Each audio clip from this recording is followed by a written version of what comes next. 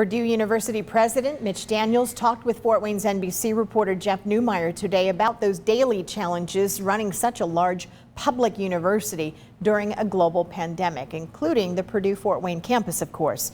That's where we find Jeff tonight live. Hi, Jeff.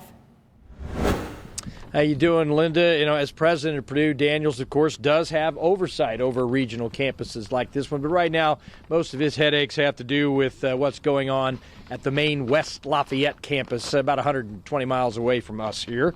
The former governor of Indiana has plenty on his plate being in charge of a Big Ten school like Purdue in even the best of years, and this certainly doesn't qualify for the best of years. 1 week into the new school year, Purdue has instituted new safe health practices such as required mask wearing, social distancing, and robust personal hygiene measures, all to control the spread of COVID-19. The university trying to maintain as much in-person instruction as possible. Daniels made it clear early on he won't put up with students disobeying health rules, suspending around 3 dozen students here about 10 days ago who were caught without masks at indoor gatherings. Does he think such a large campus with about 45,000 students will adhere long-term to tough social distancing policies? And can in-person instruction survive all the way through the fall semester? Yes, there are risks, and we don't know yet whether we can manage them effectively. And if not, then we'll turn around as we did in the spring. But if we didn't try, the damage would be absolutely certain. It would be certain to the people here who would lose their jobs. It would be certain to the community around us, which would suffer economically very seriously. And most of all, it'd be real damage to the lives of tens of thousands of students.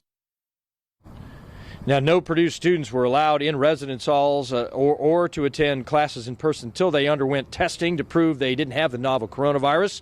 Any students, staff, or faculty who come down with symptoms are instructed to immediately contact university health officials for guidance on testing, isolation, and contact tracing measures. We asked President Daniels about the controversial decision by the Big Ten to cancel fall football season, especially since Notre Dame and other conferences are forging ahead to try and play games. He said the conference needed to be unified and listen to the best science available at the time, but he hopes that Big Ten football can get going around Thanksgiving or very early next year. It is, of course, a huge source of revenue for those institutions, and of course, it's a great source of pride and entertainment for those schools' fan base. Yeah, Jeff, so many fingers crossed right now for as much normalcy as we can get into this semester, both academically and extracurricularly.